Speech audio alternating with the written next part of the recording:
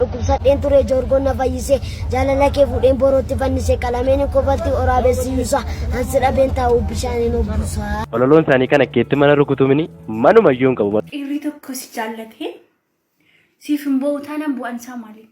Kan jaallatee bu'uufi miti. Yoo mazee hin duutellee waan bu'uuf natti fakkaatu naan dhiirri. Maaf natti hin dhaga'amu.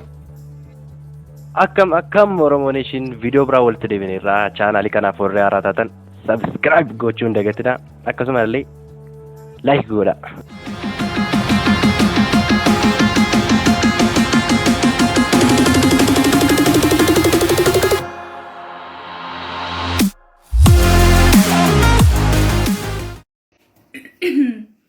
Dhiirri tokko si jaallatee siif hin bo'u taanaan bu'aan isaa maali? Laal yeroonni si jaallatee jaalala kee maraachuuf gahee akkas imimmaan isaa gadi naqusan ati immoo fuutee bulqaatee akkas imimmaan isaa jala qabdee laal imimmaan isaa booda akkasitti facaasta. What? Kanaafuu warri dhiiraa dammoo koomentii badaan kennina. Tole badaallee laannu koomentii. Garuu barree akkasii sun koo afeeraan bareedduu ko bara jechuun bara dhiirri dubartii jaallatee imimmaan isaa lolaasu afeera warri sun isee akka kee sooshaal miidiyaa irra baatee akkas godhattu kanammoo kan jaallatee bu'uufi miti. Yoo mazee hin duutellee waan bu'uuf natti fakkaatu naan dhiirri.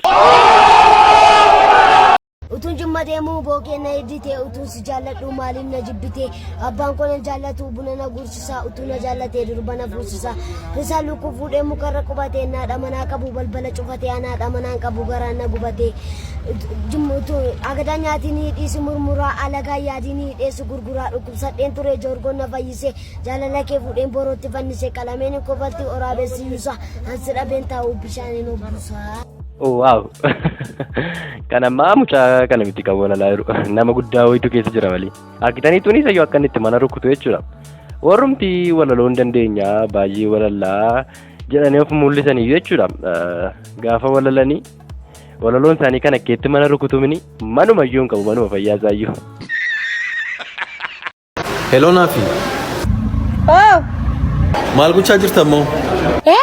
Taa'ee nyaachaa jira ka. Maal teessee nyaata kaatee barattee hojiin hojjettu? Achumaanoo. Hojjetteet qarshii argatta kaa? Achumaanoo. Waarshaa gurguddaa banatta? Achumaanoo. Sooromtee teessee nyaata kaa? Amma maal gochaan jira? Naannee taa'anii nyaachuu dhufaa jechuudha. Teessee nyaachuuf immoo maaltu si qorraan baratta? Maaltu si qorraan hojjetta? Jettanii warri sammuu keessanii wajjin waan waliin madaalle yookaan umurii keessanii wajjin waan hin deemne barumsa hin deemne ijoollee barsiistan dhiisaa yoo isiniin jedhe natti aartu. Ayi dhugaa dubbachuuf garuu qoosaan keessan baay'ee namatti tolaa jabaadhaa isiniin jedha ankara koo. Namoonni Wallaggaa fi naannoo ishee jirru guutummaa wanti keenya jechuudha.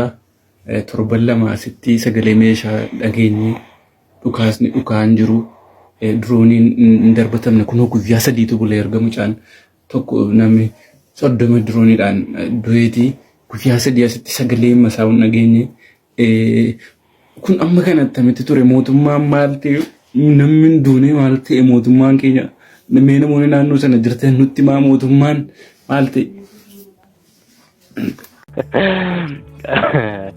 Mootummaan waan tokko iyyuu hin taane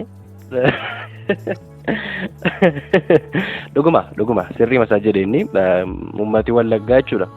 Yeroo qawween tokko'uu yeroo dhukaasi gurguddaan jiru sababii amaleeffatee fi